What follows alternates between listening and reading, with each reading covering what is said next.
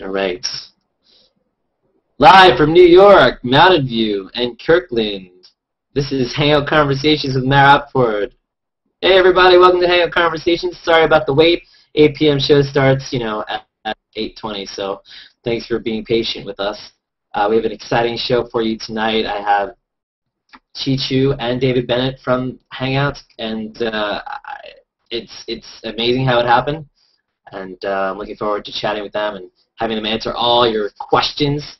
It's the second show in May. It's an exciting one. Last week's episode with the lovely co-host of the Plus Tainment Show, Jane Ellen, is now up for you to check out, and the great Conversations Plus that followed, plus a new crazy episode of the Plus Tainment Show, which is on every Monday at 9 p.m. Eastern, 6 p.m. Pacific. The new iPhone update is out for Google Plus, which is pretty cool. I like the new design and sliding through the pictures. It looks more like a dynamic blogger, which is kind of cool. And still kind of want a Hangout page on the app. I'm sure everybody does. I bet it's coming. I'll ask my guests tonight. I met both of my guests tonight in a Hangout, with Chee being my first. I was in a Hangout with someone named Rebecca Woodhead, who's an author, and it was over the summer. And we were trying to figure out what the lag we had was, and he entered. And I thought, oh, cool, another person has entered this Hangout. I never expected him to say that he was running it and he created it. And this being the internet, you got to be suspect about that kind of thing. I'm like, and I actually thought he was a kid. He looked like a kid, and until I see some driver's license. But still, I was like, sure enough, I talked to him long enough, and didn't take long enough before I believed him and said, yeah, this is a guy. And my other guest was also a huge presence in the Hangout. When you see him in the Hangout, he's very tall, and he's got an accent, he's got the beard, he's got the long hair. I started calling him Jesus. So on a few occasions, Jesus of Hangouts. He comes from the land down under. He loves frogs, and he likes to cut wood in the wee hours of the morning, which is pretty awesome. These guys are great. It's my pleasure to welcome both of them. They've worked many places before Google as well. Microsoft, maybe they knew each other there. I'll ask them. Please welcome Mr. Chee and Mr. David Bennett. There we go. They came out of nowhere. Welcome to Hangout Conversations, Chee and David. How are you guys? Hi. Hey, how you doing? It's casual. I'm good. Here's my driver's license. It's like, I am older than 20, younger than 50. Awesome to have you guys. So, yeah, I sped through the opening to get to you guys because people are like, they don't want to hear me talk. They've heard me talk forever. They want to hear you guys talk. But, so, it's amazing. We've come so far in such a short amount of time. And 11 months. Yeah, 11 months. So how long have Hangouts been going? How long have you guys, when was that first time where you guys got together and actually got into that first test run of a Hangout? When was that, 11 months or longer? It was 11 months, about 11 months since we released. How long was it? It was back in June of June 28th, 29th? Yeah. But how long was it going before that? Yeah. I don't know when we consider the very start of it. I guess the first, the Google Plus projects really started around November before that. Okay. So November of 2010 is when the project kind of came together as the Google Plus Hangout project. We've been working on video. We grew out of the Google Talk Gmail one-to-one video team. So we've been working on video stuff for a little while before that, and we were working on adding multi-way video. So we had the idea of just multi-way, but the idea of Hangouts probably is November-ish of 2010. Cool. And you just kind of got Googlers to kind of hang out with each other and test in that way since then? Yeah, well, we had the Google Plus team, and Vic, of course. He did a lot of Hangouts. Cool, yeah, with his wine, yeah. Right. Yeah, with his big glass of wine late at night. Big bottle. Yeah. And then that happened almost every day for months, and then we got to release. Yeah. Awesome. And so before you guys came to Google, it's interesting. A lot of people at Google worked at other companies, Microsoft, Yahoo. You guys both worked at Microsoft. Did you ever come across each other's paths or at Microsoft? Nope. No, never. Totally different areas. No. Totally different areas. Yeah. Not even close. So what? How long were you at Microsoft, David? David, how long were you at Microsoft? Yeah, how long were you there? He's trying to remember. He's doing some math. Do we lose David? No, I don't think we did. David's still here. How long were you working at that other place with the micro? How was I working at Microsoft? I was at Microsoft for 4 years. So Chee was there for a lot longer. Yeah, that was pretty short. Yeah. Yeah. 4 years I was there a decade longer. Yeah. Yes. And you guys were totally working on different departments. I mean, Chee, you were doing a lot of Xbox Live, maybe, stuff? I did Xbox Live for about a year. I did Windows Mobile for 6 years. Wow. And then I did Internet Explorer versions. Oh my God. 3, 4, and 5. Do you have nightmares And still? then Not no, 6. it was actually a. No, I didn't do 6. Actually, Internet Explorer was really fun back then. Like it was a lot of fun way back. Way back. Yeah. Well, that was in the Netscape Navigator days. Exactly. And like in the IE3, we had like 7% market share, and so we were completely underdog. Oh, they're already asking about numbers. Robert Riddle's like, what user has the most Hangout hours installed? What user has the most Hangout hours? That maybe you could probably tell us. Probably Matthew. No. Yeah. More than Amanda Blaine? What? I don't know. I don't know. I see you on all the time. Do you? Wow. I feel special if I have the most Hangout hours. That's kind of... Well, Mark Olson has the virtual one with his Hangout marathon. That's true. Even I know they have to end at some point. I mean, you have to go to sleep or do something else. I don't know. Yeah, well, they were doing a little bit of a relay passing between the. They had a whole team. Yeah, for those of you watching, the longesthangout.com, I believe, they had a whole team. Linda D and I think Brian McDonald, a bunch of people were on this team where they would all wake up and sleep. And Jonathan Maddox, he still sleeps in Hangouts, and he just sleeps in the Hangouts. Yeah, he just sleeps, and Ermine has taken his place. First time I met Jonathan Maddox, he went to sleep in a Hangout. Yeah, these are people that hang out regularly. So, and Ermine now is a female sleeper. And David, you want to tell us about the time that you ventured in and she was snoring? Or sure, she's happy. I'm telling everybody. Anyway. Right. But it's pretty funny. There was some male on one of the lists somewhere, and I logged in, and she was asleep in the Hangout that someone had said there was a problem in. I know. It's like, what? What's going on? And you actually tried to wake her up. And everyone else her video is frozen. Her video's frozen. The only way to wake her up though is to you have to call her. Her phone has to ring or something. Then she goes crazy. Little secret She was tip. pretty asleep. I said a few things. It was like nothing. No, guys. Do you think that means we need some kind of sound like user sound effects to wake people up? Hello, wake up! You're in a Hangout. I don't know. Wake up. That's kind of crazy. Well, maybe someone can write that. Yeah, well, that would be cool. Yeah. So there are a lot of Hangout apps going around. I'm jumping all over the place, but so there are Hangout apps that you guys created, and then there are Hangout apps that a lot of developers are creating, and then a mix of stuff. What are some of the Hangout apps that you guys have seen that you guys think are kind of essential for people to use or really beneficial specifically? I know there's Hangout Canopy and there's Right. I like the one you're using right now, the comment tracker one. That's pretty nice, simple, but very useful app. Yeah. Pulls in all of the information from all different comment sources. Yeah, I think what I see is depending on what you're using, it's like broadcast folks who are doing these on-air ones, there are a set of apps that are really good and useful for that, like the comment tracker. And then for people who are doing business stuff, I think there's some of the SlideShare ones that are really interesting. And then, of course, there are a bunch of game stuff if you just want to goof around. So it depends on what you're doing. Yeah, the poker is out there, and I mean, I'm guessing, obviously, online poker for money is a big thing, and that's something that I don't necessarily think you guys are going to venture into, or I don't know. But if there was real gambling on here, I can only imagine. Wow, there goes David, and I didn't hide David. I didn't use my magic wand, but. He's on a bad connection. Mountain View has all those bad connections, so that's pretty crazy. But also, there's the Pictionary crew that use Scoot Noodle and books like that. So I think it's pretty interesting what people are doing. Yeah, and I think a lot of people want to use YouTube as well to do different things and have viewing parties together, maybe in private hangouts. And I like the YouTube Slam app. So I don't know how many people really found that one, but I think that was pretty fun.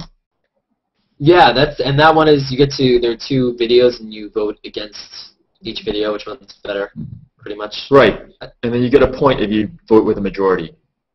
Oh, so there's a game involved in a sense. Yeah, so you see the two, and then everyone in the room gets to vote one or the other. At the end, you see which one won, and then you get a point for if you're in the majority, and you keep on going until the game's over. Cool. So are you into gaming big time? I mean, you did, or not really? I know you talked a little about that with Peter. How much gaming do you get to do? I know your kids beat you at all those games, right? Right. I'm a bit of a gamer. I don't have a ton of time to game anymore. I do a little bit, but I used to be a pretty hardcore gamer, especially on like RTSs, real-time strategy games, and a little bit on first-person shooters. Not so much on the sports ones. Yeah, and is it Wolfenstein 3D that Mashable wrote that is out? You can play it like online now, or something. I think I saw an article about it like yesterday. Huh. I don't know if you played Wolfenstein back in the day and Duke Nukem and all that stuff. I didn't really play those as much. I played Civilization. That was an amazing game, and I really like Lemmings. Yeah, and David, you actually created a MUD. Did you say Lemmings? He did. Yeah, Lemmings. I like Lemmings a lot. Still one of my favorite games. You mean, really? Oh, I love that game. But that's really like Lemmings. Like 25, 30 years old. How old? I don't know. It was really old. It was on the Amiga. Oh, nice. But David, you created a MUD, didn't you create? Yes, I created and ran Discworld MUD. Discworld MUD, yeah. Yep. I played MUD in college. That was my friend got me into it. It's text-based. And did you MUD at all? Did Chee or? No. No, not really. That was too much of a time sink. It was, but I would just die and lose. Once I died, I logged out. That was it. I couldn't get back into it. But yeah, I mean, all those games back then. So Xbox Live, what do you guys still use Xbox Live? Oh yeah. Yeah. Yeah. Cool. I've been playing Lego Harry Potter recently. That's pretty good. I like Lego Harry Potter a lot. Yeah, it's a fun game. How does it and my daughter will play it with me, which makes it even more fun. Yeah. And you guys both have families and children, so that makes. So how is the gaming experience different when you're playing with your children versus back in the day when you're just by yourself? Or you have to be more relaxed about completing things, I think. But it depends on what game you have. Like the Connect, so my kids love Connect, and they're pretty competitive with that. So that's good. Not so much the first-person shooter with my 7-year-old. That doesn't work so well. No, yeah. not as much. So you guys have to travel a lot for work. I mean, there are Google offices all over the place, and I don't know if you guys actually get to sleep. What are some of your favorite Google offices and cities when you guys are traveling? The Google Australia office is pretty nice. Yeah. So that one's right down by the Sydney waterfront, right looking out across the Harbour Bridge. It's a pretty amazingly beautiful location. I've never been to that one. Put it on the list.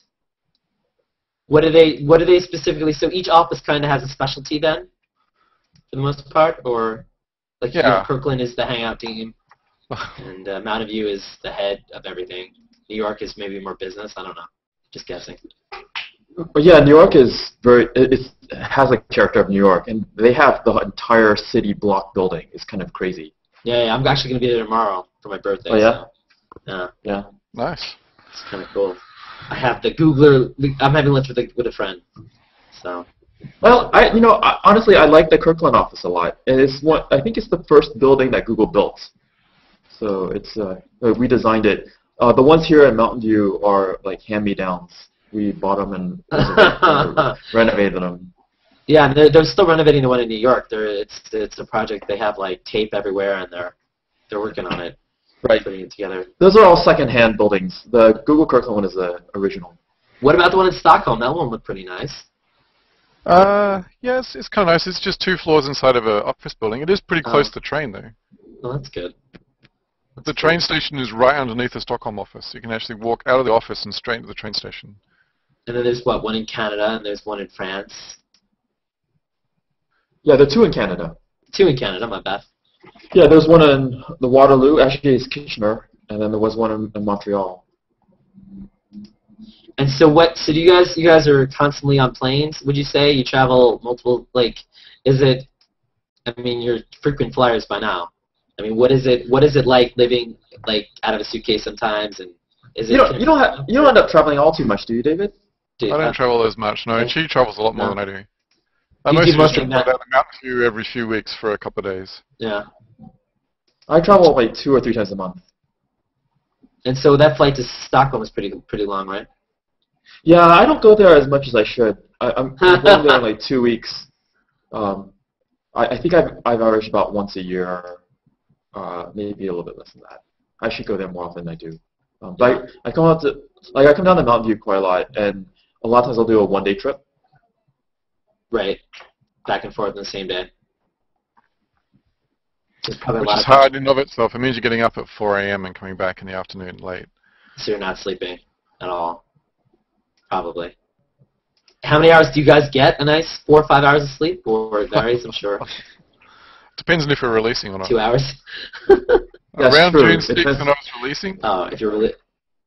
not much sleep. Forget about it. Not much. Mostly Coke or coffee or tea. What is? I know Chee has a big Coke bottle. What is your caffeine of choice? Is it Coke? Is it coffee? Or I actually don't drink caffeine at all. I How do you drink do decaf it? coffee. Oh, you fake yourself out thinking it's real? No, I just gave up caffeine, so I don't drink it at all. I actually stay more awake by not drinking it. You think so? Uh-huh. Wow. Because I found that I actually used to have trouble sleeping at night and getting awake easily in the morning, and I gave up caffeine and I didn't have any of that problem anymore. Bobby just says that Chee is really legit if you're showing your license, and that was the takeaway from the age thing at the beginning of the show. Chee was actually, I didn't get to see the number, it wasn't focused, but I'm gonna believe you. But do you remember? I mean, I remember when I first met you, Chee. You were in your friend's house, and there were like people running around, and it was like, and you were wearing like your glasses weren't on, and you were just like, hey, it was literally 3 of us on a hangout back in like the first week in July, and I don't remember where I was. yeah. Huh. You were at a friend's house. I don't know exactly where you were. It was wacky. summer. Maybe. Maybe. I remember leading lots of random people in those first few weeks. Yeah. Yeah, that's kind of a It's blur. pretty rare, too. It's pretty amazing how many people which I met from back then are still hanging out and still around. Yeah, some of them have Strong as ever. Yeah, some of them have gone away, and some of them come back, and some of them take a break, and then they come back. Renata just kind of came back. She was away for a while. And it's funny, we talk about people are watching, like, who are these people? But yeah, that's the amazing thing about the Hangouts is that we've met so many different people, and it's led to us actually venturing out into the world and meeting them in real life, which, did you guys think, I mean, did you guys have an idea about strangers meeting each other, or were you more thinking about the idea that friends are going to hang out and the chat roulette aspect was going to be weird? No, actually, we designed it for people to meet each other, but we expected more of friends of friends to sort of bring each other in, where you start hanging out with your circle, and then your friends might invite their circle, and then you meet some friends, and then they might invite their circles, and sort of growing that way. But I think that because of the way Google Plus itself rolled out, where it was limited, then initially you didn't have all your friends on, so this sort of public thing evolved where we didn't expect it to, but that was an artifact, I think, because of just how we rolled out Google Plus overall. Mm. Yeah, and it was just, I think that was a good thing. I think some people are afraid to hang out and some people aren't, and I think the idea of meeting strangers on the internet has always been this weird thing for most people, and I think it's pretty taboo. I mean, yeah, you can meet, we don't really know each other. You can talk to someone forever in real life and not really know them, so I think that you just go off what you see and what you hear and behavior. But it does feel like a human psychology experiment at times. It does, like, interacting with different people and their personalities, and like why somebody just like rage quits a hangout, whether they're mad for they didn't get enough attention or you know, there's different things that are happening, and there's been love connections, people getting together. I know you know, someone in Seattle is now with someone in Colorado who she met on the Hangout, so that's pretty cool to see that you know, there's a match, there's better than Match.com, maybe should be the tagline. I don't know. Nice. But I think those are some good side effects. I don't think that was. I mean, whenever you bring people together, that'll all happen, and Yeah. that's a good thing, right? But for the most part, I mean, sure, there's some negative and bad things that happen. There's trolling that goes on and different aspects of that. So now with teenagers, on Google Plus. What have you noticed a difference? Has it made Hangouts and Google Plus in general a lot different? I know you have moderation now where you can restrict minors and teenagers, but they can always lie about their age or use their parents' accounts, things like that. But what has it been like? Has it been worlds different or the experience? I don't think it's been worlds different. Yeah. I think it's kind of what you expect if you like open up a forum for kids to come in. But the nice thing about I think having Hangouts and being able to see each other is that you don't have as many kids who are deceiving you about like pretending like they're an adult or vice versa. If you can see them, right? Like in a text-only forum, like someone can say they're 40 years old and they're actually 12, right?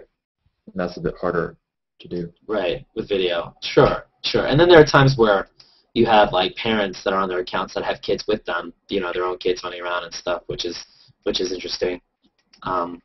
Just trying to add the YouTube to the comment tracker. We've got a lot of comments popping up. And Z4Chari, thanks for watching. I'd love to be in New York. Well, I'm in New York. Come visit. And it's interesting to see that Chee has the same pixelation issue that I experienced. Yeah, I noticed that right away that there's a little. It's not terrible, but I think beforehand when I click on somebody, it takes a second. Chee to. It's not so bad now, but there are some experiences. So they call you Cheeble. They call you Chota. Does David actually call you Cheeble or Chota or? Oh no, David does. Or at least not to my face. No, that's true. That came from my last team at Microsoft, and a few people here, especially a couple of guys here in Mountain View who do that, who call me Cheeble. They never call me Chota. They always call me Cheeble. I don't know why. It rolls off the tongue because you're saying that they like saying Chee and Chota. We're thinking about T-shirts that said that's what Chee said. Oh, that's great because there's a page and everything. Yeah. Oh. You can make a fortune. People would actually buy them. You would make.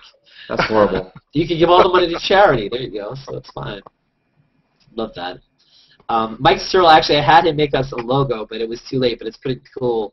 I wonder if I can screen share it. All right, let's see if I can do the screen share. One of the many features here on the Hangouts. There we go. See, did that pop up? There we go.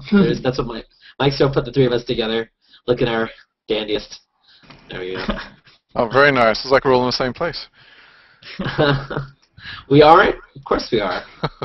Where it's like we can reach out. People like to reach out and touch each other, give each other like high fives on the side, and high fives. You gotta get it right. You gotta go sideways though, because it's the wrong way. Well, it's the wrong way because I see it the other way. So. Right. So that picture is kind of funny. That's my official like Google like corporate picture, and and everyone goes there and they like wear something nice and all that. And someone dared me to wear sweats, so that's actually a sweatshirt. Wow. Yeah, and your profile says you don't own jeans and you always wear sweats and you make your parents happy and all that. Yeah, my parents can't. Like they give me a hard time. But Google, that's the culture of Google. I've read that if you go in for an interview, they laugh at you or they don't like people in suits. It's like they like people to be comfortable or maybe not laugh. You can wear a suit. I mean, that's okay. Some people do. Not many people wear suits, but some people wear trousers and shirts. Yeah. Yeah. To feel like they're going to an actual job because they don't want to be on the train or the bus wearing, jeans and ripped. Yeah. It would be surprising if someone was wearing a suit, like the actual jacket. There must be some funny shirts that people wear because there's a culture of people that are a little geeky and nerdy and cool and not that there's anything wrong with that, but really cool shirts, Star Wars shirts and like different kinds of are there some crazy shirts you've seen? Because you said that's what she said. You guys must own. There must be a lot of craziness. Are there shirts that like make fun of Google on the shirts and things like that, or kill Microsoft or jokingly? No. No, we don't have those shirts. No. We have some. I don't know. We have some random crazy shirts. I don't know. I don't remember any that sort of directly make fun of Google. That's interesting. I think. Yeah, we have some inside joke ones. Like we have like my 20% is better than your 20% or something like that. Right. I'm part of the authors of Google program too, and I've got one that says my other computer is a book. Or Kindle. Or a Nook. So My other what? computer is a data center. Yeah, Your other computer's what? data center. That's the SRE one. Oh.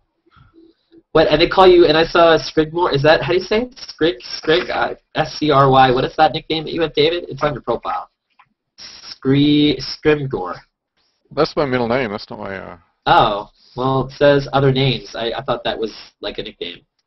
Why? What is that? What does that mean? Does it have No. a meaning here? It's actually it's a name of a Scottish.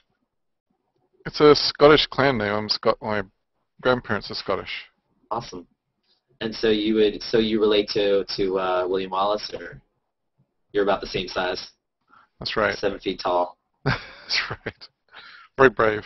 I'm sure there are a lot of people watching, and there are a lot of questions I'm not looking at. So, which user again? I see that. I have to hit refresh. Yeah, the comment tracker, I had them all in the comment tracker. This icon should be named Cheevel.png. Robert Riddle has found a picture for you. I'll have to screen share that. Oh, that scares me. It's a scary picture? Or just the idea of Robert Riddle? Just the idea.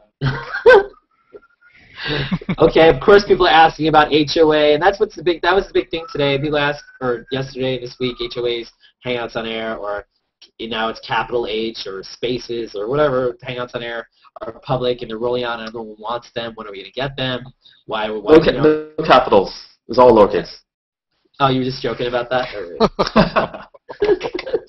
That was a joke? I took you seriously. I couldn't read that. That's sarcasm in the post. I started capitalizing just for the heck of it. So it reads. Well, we turned on a large batch of people today, a huge batch of people today. We're not fully rolled out yet, but I think we're past the majority at this point. It's interesting. The person that asked said they just looked, oh, look, I do have it. And then the other person said, I don't have it on my personal page, but I have it on my business page. So it's pretty, someone has it. It seems like people have it in some kind of form, shape.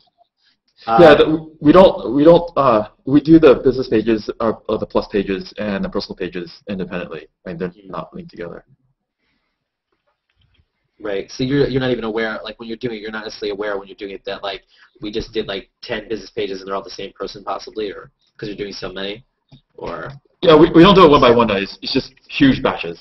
Huge batches. Yeah. Right. So if you have like 80 business pages or 30 like me, you could have 30 rollouts or not. I mean, I haven't looked yet, but and they're all tied. So they're all tied to your main YouTube account, right? All your business pages and your personal.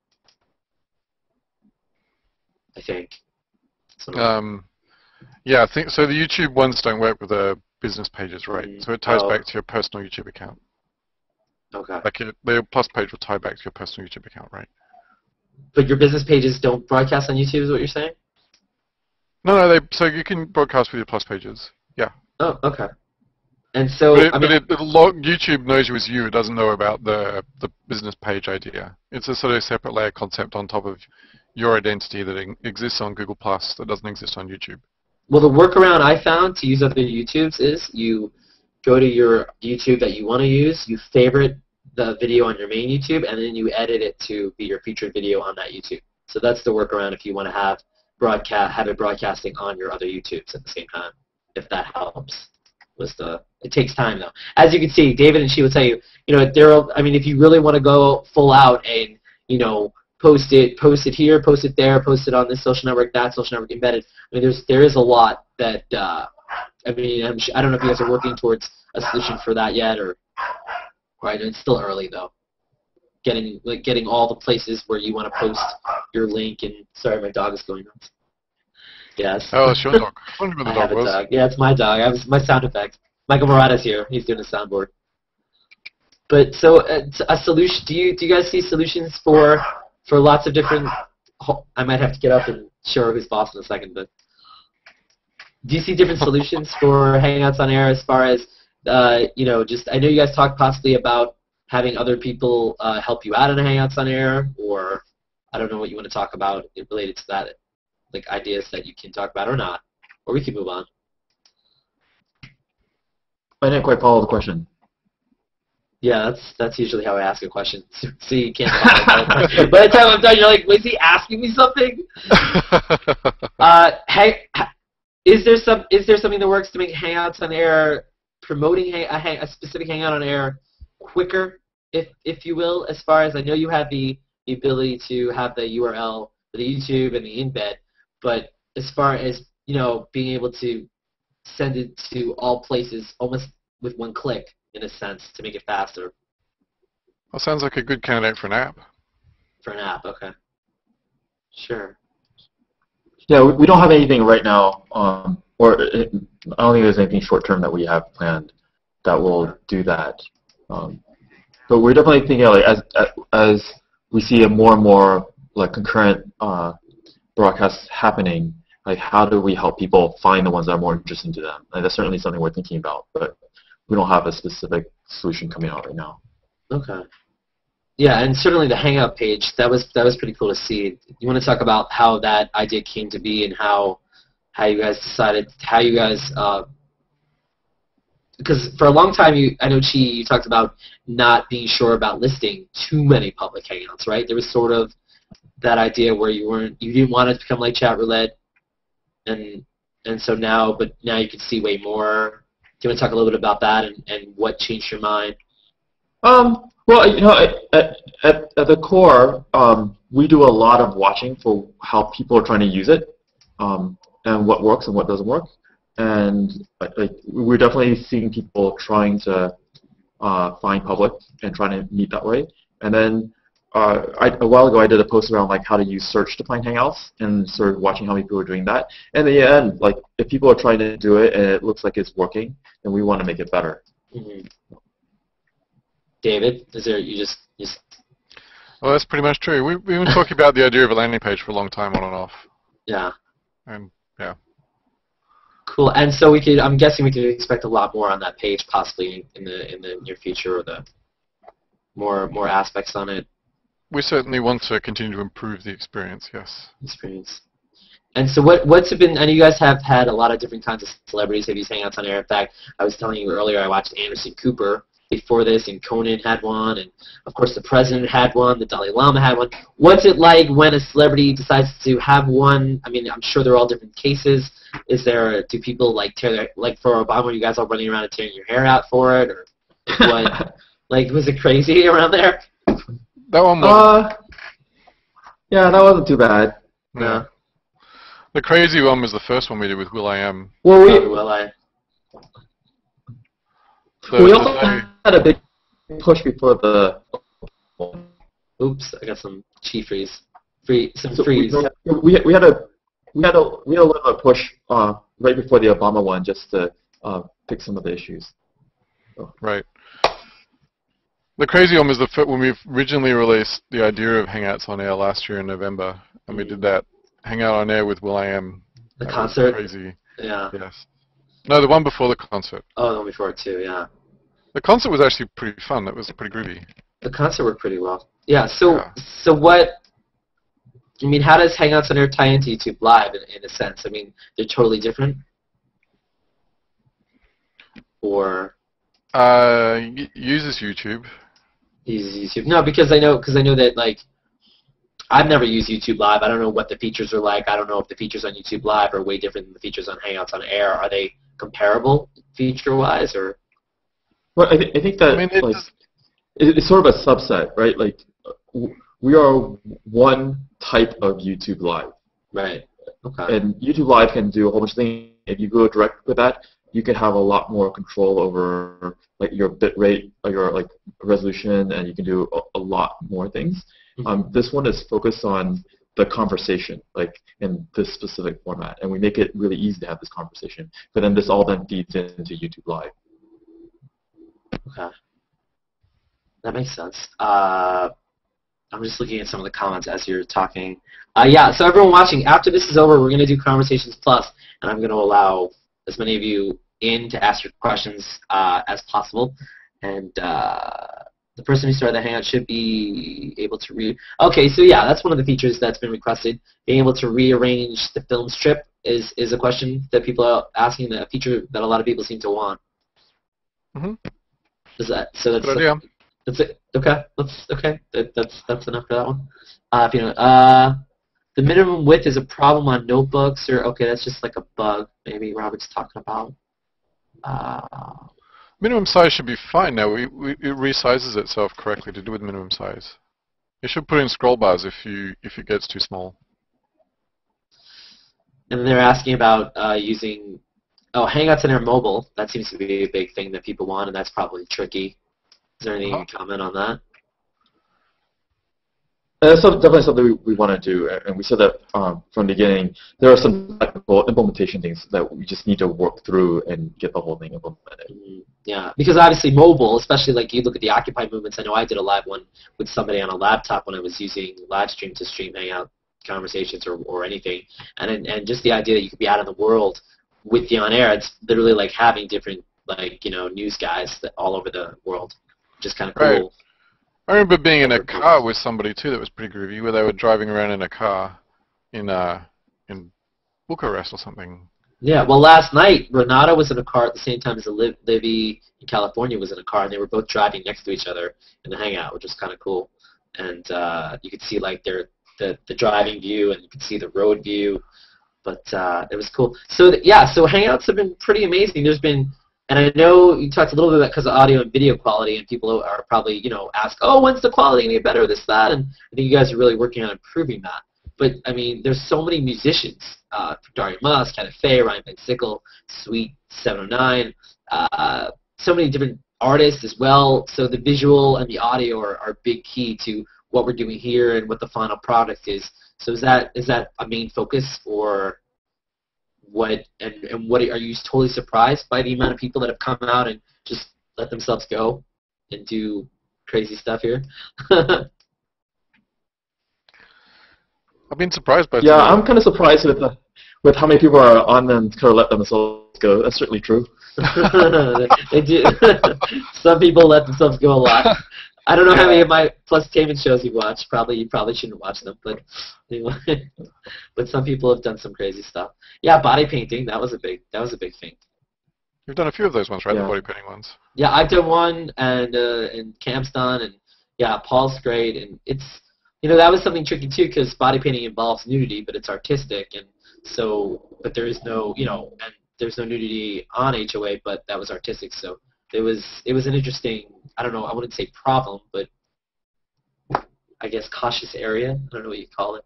Because there are pictures that have been taken down on Google Plus where they'll censor stuff, and sometimes it should be censored, and sometimes it shouldn't. What do you think about what you've seen? Is there anything that stands out? I know Sarah Hill does the news. I know that she wrote that whole post with the video, and you see Larry Fournier cooks Caribbean style, and means laughing, not sleeping for some reason in the video. I don't know why. So I love the variety. I think that the thing that amazes me is the variety. Like there are lots of little things that stand out, but the creativity overall is, I think, for me, the most interesting, exciting part. Going back to what you said about before on overall the quality of it, like I definitely see when we work on quality and up-level the quality of the audio and visual and the stability, a lot of times it's like whack-a-mole. When you push on one thing, then it causes a side effect. Like when we're experimenting with different audio codecs, and as we make something better for music, it degrades the voice quality, or it eats more bandwidth, and then it hurts the lower-end machines, or we increase the video quality and push up the bandwidth, then that eats away from other things. So like it's definitely a sort of a whack-a-mole, and you gotta figure out how to make the whole thing better without. Yeah. So do you think maybe something that might help would be if you had Hangouts that you're like, if you want to use a Hangout specifically for music, this Hangout is you start a music Hangout, and then you have the better features, and then if you just want to have conversation, there are better features for that. Is that something like that maybe? Where it's like, that way you don't have to choose between them. You can choose, if you want to focus on music. I haven't been to a music hangout yet that didn't have a good amount of talking in it as well. Okay. So the talking is really, you're saying, really bad? Okay. I mean, I don't know. All right. So I just thought, like, if somebody knows that the conversation was going to be less, although you make a good point, like someone like Daria likes to talk a lot, so besides saying, so definitely. What do you think about Daria? She likes to she likes to talk. Hey guys, imposters, I love you guys. Hey. Anyway, you have to do impressions. But yeah, no, Daria's great. So this thing we did in New York, and they did it in Austin, and we call it a hurl. Daria likes to call it a hip. I know you guys had Stacy Frazier, Daria Must, and Renata Sherwin come visit you guys probably December. So talk about that experience. Was that pretty cool? And was that your first kind of hurl experience, or whatever you want to call it, hangout outside of Google Plus? Was that the first one? And Ram was there, of course, as well. Ram, yeah. Yeah. I think it was the first time I met someone on Google Plus. I've been involved in Mud Meets in the past, which is a similar sort of idea, which is where a whole bunch of random people who use Discord came together. Yeah, but things like Reddit meetups and Mud meetups and Tweetups or whatever, do they fly all over the place like they do? Yeah, so actually, we actually had the biggest Mud Meet I went to is in London. We do one in London every year, and people usually fly in from all over the place. What about what? The thing that struck me when I meet people, different sizes, different shapes, different things happening. And David, you're so tall, and then I think Stacy and Daria are really shorter, and Renata's kind of tall, and Ram is kind of shorter. So was that kind of interesting? Because we're all equal kind of in the Hangout. We're all almost the same size in the box, and we don't have like the standing up and the sitting down. It is quite hard to judge how tall people are or how short people are. Right, or how muscular they really are. Yeah. It's pretty crazy. So you can't talk about how many. So your Hangout team has been growing, or you brought in more people, or what can you talk about as far as the Hangout team in general and the different areas of the Hangout team? Like specifically, you have people that work more on Hangouts on Air. I mean, I know David, you're like the technical lead. Do you want to what exactly? I mean, do you want to specifically say more or less what you're responsible for? Like what people should know you as? Well, technically I'm responsible for everything inside of Hangouts, and mostly in the front end, but I get involved in large parts of the stuff around Hangouts in general. She seems to be having an amusing conversation or something. I don't know. I am missing all the comments. All right, continue. I'm sorry. So I'm doing a terrible job. So my responsibility is just to make sure the whole product works together in a coherent way, and that people aren't trying to write technical parts that won't fit into the whole vision, and make sure that the architecture works well across the board. Okay. And Chee, you're just responsible for making sure that people show up and do what they have to do, and I don't know, and ideas and more than that. Pretty much. And giving us production feedback from the other side of the desk. Too bad. And so I do tend to sort of yell over because David sits like 5 feet away from me on the other side of a desk. Hey! You guys need to just open the Hangout, and then you could like see each other's face in front of you the whole time. the whole time. It's a lot easier. We have got a room that's open all the time in our room that points out over the lake we've got here. Oh, that must be nice. Yeah. That must be pretty. People are talking about Chee's audio and video not being, that there's some stuttering. Just while you were talking about the whack-a-mole and codec, they thought that was ironic. But I mean, different connections, different. I mean, I don't think it'll ever. Do you ever foresee in the future everybody having, or is it possible for everyone to have the same kind of quality or same kind of experience, audio and video, or it really isn't because of equipment and factors? I think it's likely people will always have different types of bandwidth connections. Yeah. There's always going to be some discrepancy there. Sure.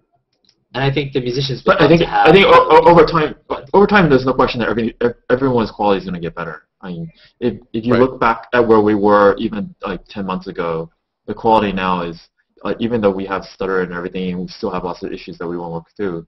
It's way better now than it was like less than a year ago. Yeah, no, I agree with that, and I think that, I mean, I've had musicians play, and sure, there's some lag and freezing, but it's like you look at people I had on earlier versus recently, and it's been way better. So, for sure, and the quality has been improved. I mean, people talk a lot about the audio quality, and I'm sure audio and video are both important, but I think I personally, as a filmmaker, audio is really important because when Do you ever watch a Hangouts on air, but you kind of just listen to it, and then you're doing other stuff instead of watching all the video? Because there's a lot to get through. Do you guys have time to watch some of the Hangouts on air, whether like recorded or live? It's hard. I mean, you guys are pretty busy. I watch some of them. Depends on how they turned up, but I watch a few. Watched a few of your shows. Yeah. I watched the Conan one. The Conan one was really funny. I know, he was pretty funny. He's like, yeah, see, I got my pipe in my mouth, and I'm going to talk. You have a question? That was pretty much Conan's. But yeah, it was actually in Conan's Hangout, not to spoil it, but he gets up out of his room and goes to the next door room where his moderator is sitting, and he punches him in the arm, and you see him go out of the box and then into the other room. And then he comes back. So, and Shirley Lowe was in there, so that was kind of cool. It's like, oh look, someone I know. Shirley Lowe gets into every hangout. She has that power. I haven't seen her around as much though recently. Yeah, she's a photographer, or her husband's a photographer, or they're both photographers, but they're photographers. So that's what I know about Shirley Lowe, and she's nice. So I have questions from the audience. Kendall Price, who hangs out a lot, he said he would love to have the ability in the HOA to screen share in the sense where you can have your video in one box and screen share in another box, so you're never off camera. Oh, he wants like picture-in-picture or something like that? Yeah, or maybe just wants some kind of feature that's not in his video. Maybe he just wants. And I think something like where you can actually upload like slides and music that's approved and things like that, so you don't have to screen share, so it's already kind of uploaded to the Hangout in a sense, would be cool. I don't know if that's an app, or if an app's possible to do that, but you could certainly do that as an app. Yeah. And so having what are you thinking with like having a screen share and have you on the video at the same time? That's definitely a good suggestion. Yeah, because it's as a host, it's kind of hard to, you want to screen share and then find the right thing, and you're doing something technical while you're also hosting. It could be distracting to the host as well. And every time you move around, you flutter. But another question from Mike Searle. This is a big one. He said, as great as I think Google Plus is, I'd be curious to know what your biggest disappointment with the Hangout functionality is at this point, if there is one. Put you guys on the spot, Jeopardy. Cue the music. See, if I had music, if I had like Lucas in here or someone playing it, I'd get Rob Michael playing guitar. What do you guys think? Well, that's a hard one. It's a hard one to answer because of like what we can't talk about. Okay. But there are a bunch of ideas that we've had that we haven't been able to implement yet. And it's just a matter of like there's just so much to do and not enough time to do it. But yeah, I think that like David sees this all the time. Like there's just always this long list of features and ideas and never ending experiments that we are on, right? Yeah, no, I understand that. That's never ending, and the biggest problem is usually prioritizing them all. Plus, there's also engineering debt, which is like problems in the code that need to be fixed that aren't exactly a feature. That's always harder to get listed as well. So you remember in December, I don't know if you guys remember, like we had this big refresh of the user interface that came out in January. And is that with the antlers, maybe? No, the UI you're looking at right now. So the fact that we've got the different look now, completely different. Right. Do you remember what it looked like back in like last year, before January? Oh, sure, yeah. I actually just put out a video with of course it's Hangouts with extras, but also it had the gray box and had the gray icons at the bottom. Exactly. Mm-hmm. Yeah. So the code name of this UI is called Animal House. And what was it called? Animal what? Animal House. And in December we were saying, okay, there are all these things old until after Animal House. So we had a spreadsheet of the soon after Animal House list that we wanted to do really soon right after Animal House. Right. And I think we maybe got through 20% of it. Well, yeah, there's only so many hours in a day, and I know, Chee, you work on other things. You work on Chrome, you work on some random stuff that we don't know about maybe, and I don't know how that affects your Hangout time. And you have a family and a life occasionally, right? So once in a while. But yeah, like I think overall, that's the thing I about like what am I anxious about? And I think that one of the things that people like just even here, there's a lot of use of Hangouts for structured conversations, and I think we've done a pretty good job of the unstructured free-for-all, free-form stuff, and I think a lot of people are definitely going to use it structured. We should do a better job of helping it out. That makes sense. David, do you want to add on? It's like, no. Yeah, that's true. I mean, we got a long list of features they want to get done. There's never quite enough people. And so, I mean, do you feel like, as far as getting everything done, I know you always talk about hiring engineers and people that know JavaScript and HTML or CSS or whatever it is. Is your priority to hire more engineers, more coders? Is that really what's lacking, or is that part of it? We can always get more done with more engineers, but it's also a matter of prioritizing what you want to do and making sure that the right things are done in the right order so that it makes things faster too. And how do you decide, though, can you talk a little bit about how you decide what's priority, or is it just based on user want, feedback, Vic? So prioritization is always a collaborative experience. Like, it's myself and the engineering team and then the PMs and Chee also all involved in deciding what the priorities are. And sometimes the priorities come from like a higher level direction, like you work on this larger focus area and then we work out the ways to achieve that and smaller priorities within it. So it's a bit of a mix. And sometimes things come through as like an urgent fix as well. Yeah. Also, like the overall Hangouts team is divided into like 5 big teams. Or I mean, they're not that big, but they're divided into 5 teams, and we prioritize within those. And the skill set is not all that transferable between one to the other. So, like the platform API team have their priorities, and then like David's team, which is the front end Hangouts front end team, have their priorities. And then there's the what was that? That was a horn. And then New York. It's New York. And then we have the Hangouts on Air plugin video multimedia team, and they have their priorities. So we prioritize each within that. It's not like one big priority across the whole team. Mm-hmm. No, I would imagine so. And Hangouts on Air obviously is newer than the other teams, because Hangouts on Air has only been around since November, or maybe you were working on it before November. But what? So we started working on it. We started working on that I think around August or September of last year. It wasn't that long before before we released Hangouts with Extras. It was a couple of weeks before then. Mm. Right, and we released Hangouts with Extras in September. And Hangouts with Extras is something that's going away? Yeah, I think that since all the features have come over now, we'll be shutting that down pretty soon. Okay, it'll join Wave and it'll cry.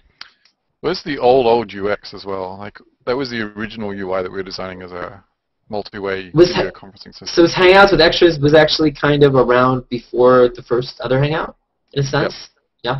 Yeah? Yes. So that's really it's sort of like the precursor to Hangouts, and it had a bunch of like ideas and experiments that we were toying around with. And so we decided to release that as a way of sort of giving those experiments light and seeing whether people were actually interested in them. And then the bottom line answer was yes, they were.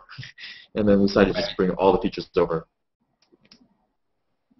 Awesome. Just looking at some of the other questions. So what about the opposite? What about, instead of talking about disappointment, what about some of the big successes? I mean, that you're really happy with how it's working and you know, and how people are using Hangouts and Hangouts on Air. Something that gets you excited. You know, I would never have guessed the day that we launched it, I would never have guessed that the president and like the Dalai Lama and like such big names would be using the product in the way that they did so quickly. I mean, I just wouldn't have guessed that. David, same with you, or? And the Dalai Lama thing was just amazing. I was really amazed that we were able to set that up and get that done too. It was pretty incredible. Can you talk about like some of the processes to like how someone like the president and the Dalai Lama say, all right, we're going to do a Google Plus Hangout? Like, because I imagine that the Dalai Lama and the president didn't necessarily use the Hangouts before that being a Hangout. So what is there like, how do their people tell them, and they're like, oh, there's this really hip thing that you need to look at, or like, how does that kind of come together? Is it tricky? Is it like how does a celebrity and a Google Plus Hangout get together? And like it's one thing when they're just like someone like Jerry Ryan who was on Star Trek and Voyager, and she would hang out from her home, or the guy from Entourage, he was hanging out from his home, versus like having a big presentation and a big event, like Dalai Lama meeting the bishop, archbishop, and it varies. It varies from person to person. The Dalai Lama one was like on Tuesday. I forget what day did they do the hangout. Was it Sunday night or something like that? It was Saturday, wasn't it? Saturday night, Sunday morning. Yeah. But what happened is on Tuesday before that Saturday, they called us up and they informed us about like what happened as far as the visa goes. And then I think it was Vic who sent Nikhil and me mail saying, "Hey, like the Dalai Lama doesn't seem to have asked us to do this. Like, can it be done?" And we talked about it for a little while, and we said, well, we don't have a data center on that continent, so it will be risky. So we sort of talked about it a little while, and we decided that we didn't really know, but we were going to give it a shot. So on Wednesday, Lauren got onto a plane and headed for South Africa, and he set it up, and then a whole bunch of incredible things happened. Like we were having bandwidth troubles down there, and then someone made a call, and then the telecom company, the CEO, gave us dedicated internet. Wow. For like a 2-hour period of time. So we essentially had almost all of South Africa's internet for a short period of time. It was crazy. And then it just happened on Saturday night. Yeah, it was pretty incredible. And Lauren flew down with almost no notice, like he hadn't packed or anything. He just left. It was crazy. Wow, and it was amazing how it came together. I mean, there was still a lag, which happens, but it was pretty good, pretty cool to see it happen. But the president was, I'm sure, was like well stocked and well prepared for. It seemed anyway. Well, that was yeah. I mean, the Dalai Lama one was a really short-term thing. It was. Yeah. I think that was one of the most impressive things that we did. The Dalai Lama. Amazing. Yeah. Yeah, and the will.i.am too is pretty good. But do you see, like, I guess someone like, because when Anderson Cooper's on, he was talking about Google people. Do you see celebrities jumping on themselves to use it, or do you? I mean, I guess everyone's level of technology is different. Who can do what? I mean, what do you guys foresee with? Because I know that there was actually a show that I watched in England where they used the Hangouts. They had Russell Brand on it. I don't know if they're doing more episodes. They did at least one episode. Did you guys see that where they used the Hangout as part of the show? No. It was like War on Drugs they were talking about. I forgot what it was called. Yeah. And they had the Hangout. They had a round table, and then out the round table they had a screen which showed a Hangout of other people. And in that Hangout, Russell Brand, the guy from Forgetting Sarah Marshall, he was the actor. He was on it. They were talking about drugs and should they decriminalize possession of drugs and all that stuff because he's had drug issues. So it's pretty interesting to see.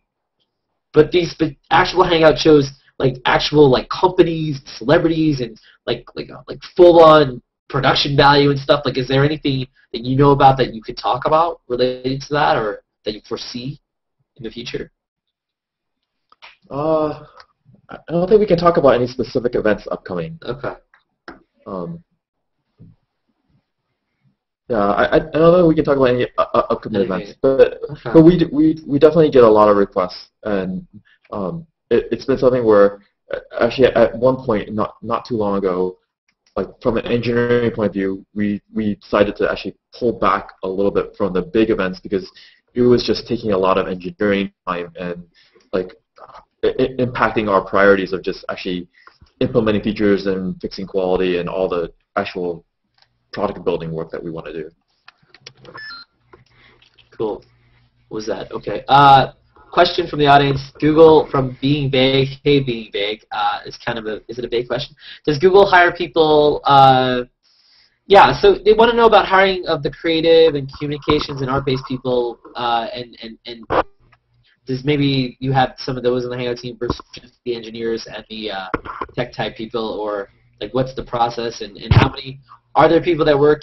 Because coming up with ideas and stuff, that they're engineers come with ideas, but still there's a creative element to it. So what are there people specifically where their job is more in the creative part of it, or is there everyone's multitasking and multifaceted?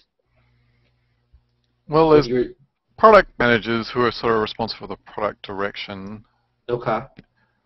And then there's the UX people that work on the UX side of things and come up with all the wireframes and how the actual UX looks. But But a lot, even a lot of what, but they don't code it. They just design it like they right. what They it's gonna design look it. So a lot of this is always a collaborative effort with both engineering and PM and UX, usually all three groups, because there's certain things that can't be done engineering-wise that UX people would like to have done, and there's certain things that engineers would like to have done that it doesn't make any sense product-wise and that sort of stuff too. Right. That makes sense. And so, but there are plenty of positions and people at Google that are more creative-based. Maybe not for Hangouts, but overall, possibly. I don't know. That's what I think the question is. Does Google hire creative, art-based people? Well, I think we assume that engineers are creative too. I think engineers, people think of engineers as not being creative, and I think that's kind of incorrect. Coding is, to a large extent, a form of art. Like, it's writing things down that, in a way that works and is elegant and comes out in a good way. And to do that, you have to be pretty creative. Okay. It's fair. But we definitely have art design people who are very graphic design oriented. I mean, we definitely have a team. In fact, we have a very, very good team of designers for the Hangouts team.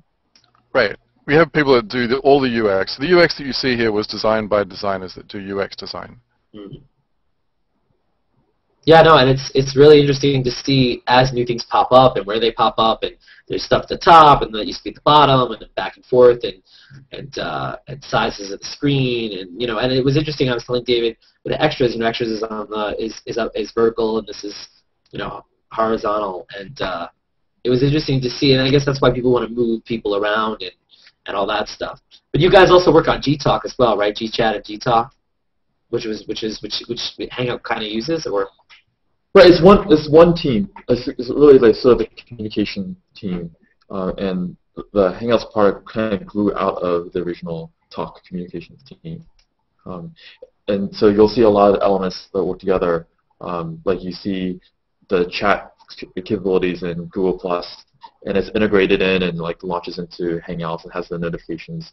And even the chat within Hangouts is based on that same chat functionality, Talk functionality you get outside. Yeah, and I would imagine, without talking about numbers, that based on Plus and based on Hangouts, that more people are starting to use the Gtalk video chat than they did maybe before Plus. It seems that way. I would imagine, with millions of people, and maybe. It certainly is. Google Plus is bringing more users all across the board for it. Yeah, there's no question about that. And so there's been a lot. So the way people are using Gtalk to communicate has kind of changed with what they're using it for versus just maybe. I mean, I'm sure before they were using it for business and all that, but more social elements to it than ever before. Maybe there was before. I don't have it in front of me. Just guessing. But so are there any Gtalk or G Plus features you talk about? The idea that Gtalk operates a little differently in Gmail versus what it does on G Plus. Do you see them eventually both having the same features to do everything? Well, we definitely, if you watch the evolution of how it's been going and how it continues to go, we definitely want to sort of converge the functionality together. Because they're on the same network, and it's sort of a legacy of where the code is that they're different, and that's definitely something that has to converge. Ryan Crow says that Dalai Lama writes at length in his books about his love for science and new technology, and he was ecstatic, I'm sure, to use Hangouts. He looked pretty happy when he was using them, as I read the comment. Yeah. He looked very that was excited. pretty cool. That was a really amazing conversation, too. It was really fun. Yeah, I think the only thing that was tricky was that we were some of us, we stay up all night anyway, some of us, but not everyone. So it was 5, 4 in the morning, and it was we were all staying up, we're all different hangouts going on here and there. I know Chee was jumping around a little bit at night into there were viewing parties going on inside Hangouts, which is pretty interesting. Right. So what do you think about that? The idea that people are getting together to play games, they're getting together to watch the Dalai Lama. I mean, is that, they're getting together to I don't know, to plan a hangout in real life? Just the idea. Yeah, actually, having a hangout to watch a video or watch a live event together is like watching TV together, and I think it's more fun than watching alone. So like that's something that I'd like us to do a better job of, facilitating people, even watching Hangouts on air together. Right? Yeah. And I think that'd be cool. I think it'd be cool if you could possibly have a way to have channels. Maybe it's an app, or whatever in Hangouts for people to view the Hangouts on air specifically as they're going on. I don't know what kind of distraction that would be. I don't know if people would have to vote on it. Like 5 people want to watch it, and 5 people don't. That kind of thing. Changing the channel, pausing, rewinding. It's like people fight over the remote control. So that might be an issue for sure. But I think the idea that different people, like companies, Netflix, Hulu, whatever, the idea that members could log in and be in Netflix together on a Hangout or whatever it may be, whatever company or product you use, Google TV, obviously, I can foresee Hangouts being broadcast on Google TV in the future. I don't know what form, I don't know what way, but it would definitely be interesting to see. I mean, Hangouts on air go beyond the internet, and so I don't know how much of that you can talk about, or ideas, or seeing Hangouts on air like on actual TV and seeing it in different areas. I don't know. Maybe just TV. Maybe that's the only. I don't know. I'm guessing we're not going to go to the movies and watch Hangouts on air, but. Right. There've been I look at the history. There've been a lot of attempts to do something like that. Like I remember I had a 8x8 system which hooked up to my TV, and I could talk to my parents across the country. So there've been a lot of attempts. Nothing I don't think has been super successful yet, but it's something that we're watching. I don't think that the world and we haven't figured out what the right manifestation is for a TV-based system. That makes sense, and that also leads me to Project Glass, which everyone is excited about. Vic just had a picture of him wearing it, and so obviously it's top secret and all that. And I don't think you guys have tried it yet. Maybe you have, but I mean, just based on the demo. Vic's been wearing it all day. He walks around and he goes over. Does he? All the time. And you're like, yeah. And you're like, Vic, what is it that you found out about me that you don't know already? by wearing those glasses. Well, so with glass on, you'll get email, and then you can reply to email, or you can read through email. And right now in the meeting, people will say okay, everyone close the laptop so we can focus. Now we'll have everyone close the laptop and put down your glass as well. Face limit the glass. That's pretty funny. And so now with glass, you can be looking at the other person and completely not paying attention. Exactly. That's why I'm that's one of the things I thought about is can you imagine some of the opposite sex is staring at you with this glass on the whole time, and you're thinking they're looking at you and they're interested in you and they're laughing and they're smiling, but the whole time they're watching TV or watching something in their glass, and you're like, oh, all right, that's weird. But there is positives. Not. But so I mean, obviously you can't talk about it, but I would imagine that Project Glass would involve video. Like we saw in the demo where you saw a video chat pop up, and so you guys are responsible for video chat. I don't know what, the idea of doing a Project Glass Hangout or Project Glass video talk chat is something that would be pretty amazing as long as you're not driving, unless you're in a self-driving car and then you're okay. But I don't know. The Project Glass team is a separate team.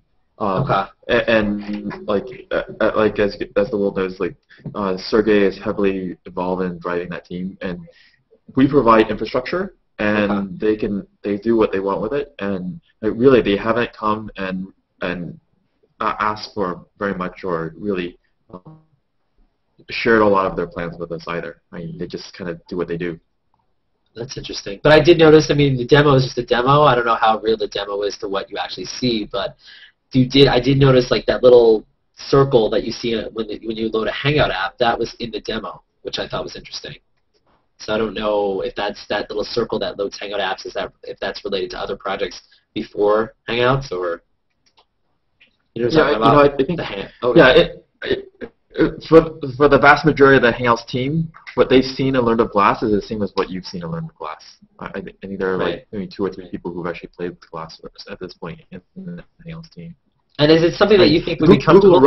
Google runs pretty independently. Like, we have teams and we enable independent teams to work with and interoperate with our infrastructure, and so that allows other groups to do what they want to do without having to have a big dependency and a lot of deep interactions. But I can imagine that causes some issues too when you guys are trying to collaborate, or like you want to do something that involves circles and you really need to get with, I don't know if it's a circles team or whatever, but that you really need to interact with them to have circles work and to change something, and they're busy like no we're busy doing this and we don't have time for that, and because there's never enough time, right?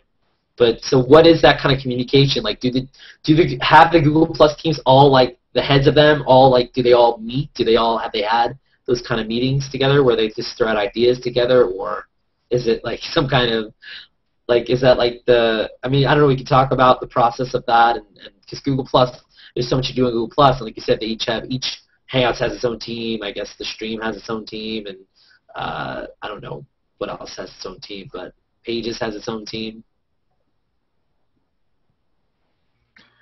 So on the engineering side, a lot of the work is engineer to engineer, right? Okay. Right. It tends to be fairly ad hoc. So I tend to organize meetings with the various teams where necessary and talk to them as needed. But I would imagine the creative would be the big thing, right? Between 2 teams, maybe? Between multiple teams? The creative, you mean the UX? Or the UX, yeah, sorry. So, yes, each team has different UX people, and they have different ideas about what happens. And on that side, the UX team tends to work together to solve those sorts of problems. Okay. So the Hangouts UX team will talk to the other UX teams to make sure that the right things are happening. Okay. And sometimes it requires prioritization changes, and that's when it starts to move further up the chain usually. Like if it's a large project that needs to get done and we need to get some buy-off from the other team, then it's harder to get them to agree to do it. And I would imagine ever since since the new design, I would imagine that Hangouts has like come. It's, to me, when I saw the new design, the first thing I noticed was Hangouts were at the forefront. You see now start a Hangouts at the top, and there's a Hangout page at the top, and you could actually see Hangouts that you were invited to right away. So to me, the new Google Plus is highlighting Hangouts, and so I don't know. It seems to me like maybe the old Google Plus didn't highlight Hangouts to the same degree, and maybe now that Hangouts have been so established and everyone's been using them more than ever, that even Vic, I guess, dreamed would people use them. I don't know, but what do you guys? So was that the big idea that Hangouts was going to be so focused and so centered and in this new design, in this new Google Plus? So kind of. I mean, there was sort of a collaborative effort. There was actually the redesign of the Stream page was a big effort across all the UX teams and all the different various products of all of Google Plus. Yeah. And they all got together and they sort of hashed out how they wanted all those pages to look. And so you guys use Google Plus pretty general. You try to use it as much as possible. So how do you like the new design versus the old design? Like, what are some of the positives or things that make you happy with the differences? It's much prettier. I like a whole bunch of the aspects around the new profile pages that look easier. Okay. I like the fact there's a Hangouts page now. Well, obviously, yeah, that helps. That helps for sure. And so, what about you, Chee? There's like aspects of the new design that like make it easier to do things or cooler for you? I like the aesthetics of it. I think it's just more pleasing to my eye. I like the left bar a lot. Being able to switch between things really easily. I think that's really nice. And I agree with David. I like having our own page. Like the way the whole design was that there was a framework that the core Google Plus team came up with, sort of the framework of the overall Google Plus, and then we got a page, and then that page, so we could go to town and do whatever we wanted, and having that freedom to sort of own that page and then experiment in there. I think that's really cool. And like, we learned a lot from the first release, and we're changing it and updating it and making it better based on what we learned so far. Yeah. Yeah, I know a lot of the biggest thing when the new design came out was everyone was, oh my God, the white space, the white space. That was like a big thing, and obviously those people, most people thought, okay, there's going to be something in the white space. And for all I know, that white space will show me Hangouts on air. I don't know. That will pop up. And so I can go through them. But hey, I don't work there. I'm just guessing. But so what? So what do you guys? I mean, I'm looking at the Hangouts page now. There's a lot, and all these pages, the Hangouts page, the Explore page, they all have these scroll bars across the top. And I know people have been asking about being able to hide them possibly in the future, and like what did you? What I mean, do you have say in what goes into that Hangout page? I'm guessing that bar across the top. Like Oh, you mean the billboard up the top? Yeah, the billboard. Is it because that's something brand new in this new design? The billboards that come across the top. What did you like? Yeah, we can't say a whole lot about it, Okay. but that's definitely something that like we've been thinking about. We hear a lot of feedback, and we had that same sort of thinking and batting around ideas about. So yeah. We're working on new ideas for how the page overall should be optimized. That doesn't just stand with the billboard, but Right. There's a lot of features, and so that also brings me to Hangout Mobile. And so the idea that there's a Hangout page now on Google Plus seems to think that there would be a Hangout page on mobile. The new design came out on iPhone, and it's not yet there. But is that something that? Well, I don't know if you can talk about that, but what you can say about that. The mobile Hangout page or being able to find mobile Hangouts easier than maybe is a better question. Yeah, we can't talk about future plans too much. Okay, that's future. Okay, yeah. Right. I can't imagine it's distant future, but I hear you. Cool. I'm gonna try to wrap up because I'm sure people want to jump in here. I'm just jumping through my notes here. I do make notes. People are like, "Do you plan for this show? Plan for this show?" Like you're just off the top of your head. I mean, do you? So what do you? I mean, do you? What are some of the? I mean, we kind of covered HOA a little bit, but I don't know. I mean, is there something that hasn't been done HOA wise from like that you as a viewer that you'd like to see that you're surprised no one's done, or that you've thrown out there and you haven't seen yet, or a topic, or an event, or comedy? You're like someone that's funny. That would be an opponent. Someone that's hilarious. You know, I haven't. I know there's an infinite number of ideas that hasn't happened, but one thing I haven't seen that I think would be really interesting is to have a full conference, sort of like where you have multiple tracks and you have like panels, like and kind of do that all on Hangouts. Maybe sometime in the future we'll be able to do that. Kind of like even like a Comic-Con, like panels, that kind of thing, or something. Yeah. You could do that and bring in people from all around the world. Yeah, that'd be really cool. And so I know it was a bug, but there was a Hangout that had like 40 people at some point. Can you talk anything about that, or is there anything? Because you mentioned conference, and that means a lot of people. So, I mean, obviously people can watch on Hangouts on Air, but as far as participation, I know that the number that you guys like is 10, and I'm guessing like maybe up to 12, but once it gets even past 12, it kind of gets nuts, right? Everyone talking over each other. Especially in social meetings. I think in a structured, a social one. But in a structured meeting, like if it were actually panel, as like a conference panel, you could conceivably have more than that. It depends on the forum. Yeah, like where people can have like a button that raises their hand so they could ask a question and be called on, that kind of thing. Something like that. Yeah.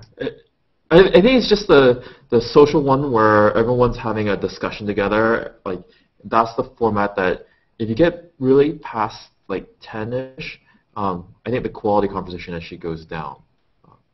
So we're not opposed to having more, but we just need to build a product that really facilitates that. And like as you see in the 40-person Hangout, the technology can handle more than 10, but the sort of social interaction doesn't do so well. Right. No, that's for sure. Especially everyone arguing or trying to talk. Although I will say it is possible to have, like, if me and you were talking and then David was talking to someone else, that's possible to kind of have. I've seen it done. if you have patience. Yeah. If you're not, some people get annoyed when that happens. They can't understand why you would be talking when they're talking, but I mean that's another thing. This etiquette. So that's interesting too. The whole idea of behavior and etiquette that you've seen that people form over the course of how many months. You can't believe that someone gets upset about something, or what people think is funny, or what people do, or like, you know, people interrupt each other. Sometimes they don't care. Sometimes they get mad. Different parts of the country and the world, like what, you know, different cultures that come in. I know that there's if you do a lot of public hangouts, will have a lot of people that don't speak the same language, and sometimes that can get crazy in different cultures. So what, I mean, I know Google Translate is something that people ask for and would like to communicate with other people. But I think even if you communicated language-wise, you would still have that culture barrier that would be harder to get past. You know, that I think. What do you guys think? I mean, you talked about Xbox Live with Peter about different languages and stuff that happened. You played. Yeah, I think that the translate. I don't know. That'd be hard for translate in a social setting. Maybe more in a business setting. Yeah. But, For yeah. sure. For sure. You also lose a lot of the real-time nature and the spontaneity of it, and I think that sort of takes away as well. The fun, yeah. There's too much work involved, and you have to sit there and try to translate and figure it out. For sure. And I know a lot of people have different attitudes about people muting their video and muting. Oops, I got it red. Or even having a video, people that use avatars. The interesting one that I find is that people with the group chat often have conversations that are completely and totally separate to what's going on in the main conversation window. That's quite surprising to me at times. Like, it'll be a conversation flow that is not even vaguely related to what people are talking about in the other area. Well, I think that also has to do with friends. Once you become friends with people, you're like, I want to talk to this person, but they're talking about something else, and I don't want to be rude. But I don't know. It's interesting, the conversation dynamics, and it's true. If you're in a hangout, you don't have your audio and video enabled, it takes away from the experience, I think. You know? Especially, it's one thing to mute your audio or video because you're typing or you left the room, but to be new and to participate, you know, I mean, I guess some people, it takes a lot of strength to even come into a hangout, and people are scared about the way they look and all that stuff. Sure.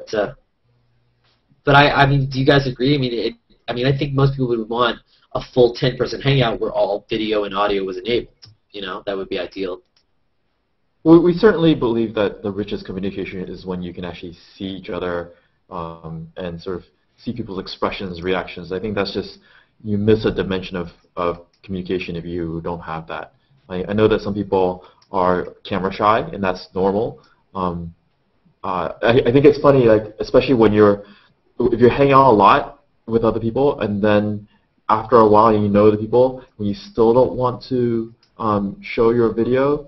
I find that a little bit odd because, like, you don't do that when you go out with your friends in real life. Like, you don't have a mask on the whole time. And you just kind of, once you do it, you kind of forget about it, and that's fine. So I think it's just richer if you allow the video to go. Eventually, I think everyone will get used to it. I have no doubt that as the world evolves and people get comfortable with technology, it'll be second nature. What about you, David? I know you've been in a lot of late night hangouts. You've been in a lot of public late night hangouts. You've been you've been up in the wee hours with me sometimes, and it's interesting to see how people interact with each other. Yeah, people definitely have very strong opinions one way or the other about showing their video or not. Seeing people get rather heated arguments over that particular issue. It's kind of interesting. I don't see it as, it certainly makes the experience better when you can see the other person. That's for sure. Yeah, it's sure. Yeah, I agree, and I think that I think people. It's interesting. People don't mean to form cliques, but I think that those people that hang out a lot versus those hang out a little bit, and people become friends, and then they talk to each other. They post in the stream. So I think you meet people in hangouts, and then in the stream becomes more interesting, and back and forth. You want to follow that person now that you've already talked to them. You're interested in what they have to post. But that idea that groups of people, like a lot of people that were hanging out in public at the beginning, were meeting people. Once they met people, they grabbed those people and they stopped being public and they started being private. which is pretty interesting. And then once they get sick of those people, then they go back into the public and they try again. That's kind of, I've seen that, and sometimes there's a lot of drama that happens, whether it's petty or not. And there's a lot of happiness too, but it's interesting. The most fun hangout I had, I don't know if you were in this one, the one where we were doing, we were singing Karaoke? songs together, the karaoke one. Yeah, it was fantastic. That was so much fun. Yeah. And that would be an app, I guess? I guess so, yeah. Michael was playing songs on his sound deck and we were singing along with it. We were singing at the top of our lungs, like Bohemian Rhapsody and things like that. Yeah, that would be fun. But I think that and some guy was doing a game show where he showed like a Wheel of Fortune or something, and we guessed letters and things like that. And I actually have to be honest with you guys, when I first saw Hangouts, in my mind, I thought, oh, when are the trivia Hangouts? Where are all these like gorgeous hosts that are going to be hosting Hangouts? And like I thought Google was gonna. Maybe I just didn't know Google, but I thought that you guys were gonna have like events like right from the beginning that people would not necessarily live, but people get to go into the Hangout and take part in trivia, take part in like game shows, take part in karaoke, name that tune, those kinds of things. But and maybe it's coming in the future. I don't know, or maybe it's all user based. Did you guys? I mean, when did you guys go from this is just a hangout where people get to talk to each other and enjoy their company to more involved in that? Like, was that early in like September, August? Like when you thought it was going to be more involved than just people having conversations? You mean the API kind of things? Yeah, Hangouts, apps, and on air, and different more than just us kind of meeting each other. I know that you guys did the mustaches and the reindeer, and those kind of became like icebreakers in a sense. So I started thinking about APIs and apps and all that back around February or March before we launched. So it was very, very early on. We had the intention of facilitating third-party developers building apps and having a richer experience than conversation, but playing games and being productive in it. So the YouTube app was sort of our first foray into that, and we experimented with a couple other apps as well, and then we use that as a sort of a learning grounds for helping us build the platform out. So that's been an idea pretty early, even before initial launch. Yeah, and some people even found out that it was possible that we had other apps inside of what was at the time called Shared Spaces really early on too. Yeah, and actually there were a couple of folks who dug into the YouTube app and they found the Shared Spaces stuff and they like shared out and said, hey, look, this is actually Shared Spaces. And they were like, what's Google doing about that? Was it Mohammed who did that? Maybe. I know John Vanavans and Robert Pitt. I don't know who else was involved. There was John Vanavans definitely posted the whole bunch of screenshots. He posted screenshots. I remember that. But yeah, I'm going through some of the questions here. Do you ever throw creative thinkers? We talked about that. Different departments for different things, I'd imagine. Does Creative Labs team ever get involved at all? I had a conversation with Ben Malvin and Gautam Ramdarai about the CL team. I don't know exactly what he's talking about. G+ tips. He asked a lot of questions. Does your team plan on parsing out G+ elements so that external sites can access them off G+ properly? So maybe, is he talking about, so maybe like a Google+ login like Facebook and Twitter have? Maybe he's talking about that? Or? It could be, but like we focus on Hangouts. So right. like the rest of the stream and all that is another team. So what do you guys, so you could hang out from YouTube and you could hang, so do you foresee the ability to hang out from every Google product in the future, or is that future plans? I don't. Well, it's part of future plans, but but like you can initiate a Google Hangout via an URL, and you can launch into an app via an URL. So that's okay.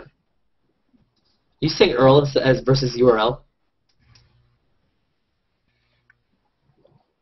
Yeah, it's just a URL, so you can embed the URL in any way. No, I never heard anyone say that, because when I say URL, I think in real life, I think about Hangouts in real life, I think about hurling. So do you guys? So what do you guys? So talk about that a little bit. The culture of hurling and hip, and like, do you hate the name hurl and hip? Like, do you? What I mean, does it bother you? Like, what do you call it? What did you just meet up? I don't know. And I know that you guys had Catherine was down in Austin, and she got to interact with a lot of regular hangouters, and Bradley and a few people. Natalie was down there. What is that? I mean, that experience is it's really amazing personally for me that done it to meet somebody, and then I saw Peter the other weekend. I'm like, oh, but there's no box around your head, you know? It's like that's what I said. That's what I did to him. So it was kind of funny to see him in real life and like, oh, I can touch you and you're real, and because you get used to like not being able to reach out and like give someone a high five and give them probably a lot of people want to give people slaps in the face, which playfully, of course, you know. But some more playfully than others. Some play better than others. G4, real quick. Would you rather hang out with 3 people or be in a full hangout? Personally. Depends on what I'm feeling like or who the people are. I usually prefer to be in a bigger hangout though. It's more interesting. Hangout? I like the smaller hangouts. Yeah. Small hangouts. I do. Would you rather have a one-on-one? This is rapid fire. One-on-one hangout talk with someone or one-on-one G-talk video with someone? Oh, hangout talk. Certainly. Hangout talk. Yeah, I mean, especially if it's international. Taking the traffic around the world is much better on a hangout than it is on the G-talk old one-to-one video. Okay. And that same thing goes for you too, David, or? Yeah, I prefer Hangouts. You're like, I work on them, I might as well. Yeah. We actually do both, so right. You do both, but I mean, it's fair to say that you spend more time on Hangouts, right? But from a technology point of view, from a pure technology point of view, the one-to-one takes the traffic over the internet by and large. And so if you're going any long distance, you're traversing the internet, and Hangouts takes the traffic over the Google backbone. So right. The load is easier. Well, you don't have to fight with the rest of the internet. So like our network is ordered and clean, and so it goes across our sort of prioritized network. And so can you talk a little bit about the amount of servers, like dedicated Hangout servers across cities, or like, I don't know if you can talk about numbers or like what, there's just lots, there's tons of them, tons of them. But there are we're actually pretty efficient with machines. I think we're actually pretty efficient with machines. Bandwidth is the more challenging thing. I think bandwidth is our biggest challenge in actual machines. What's your favorite? Is Kirkland your favorite office for both of you overall, or? Yeah, I like the Kirkland office a lot. It has a really nice view looking out over Lake Washington, and it's got the best food of any of the offices I've been into. How do you know? How do you test that it has the best food? Don't they all have similar food? Or? No, So I think the food in the Kirkland office is better than the Mountain View cafes, and certainly better than Sydney. I agree. It's really nice. I agree, and also when people from other offices visit, they often comment like, "Wow, the food here is really good." That's cool. That's pretty funny. I'm surprised. Well, it's a weak sheet though, because the woman who heads up food for the sort of western region, except for Mountain View, she is based in Kirkland, and so we have the head of, I guess, food services up where we are.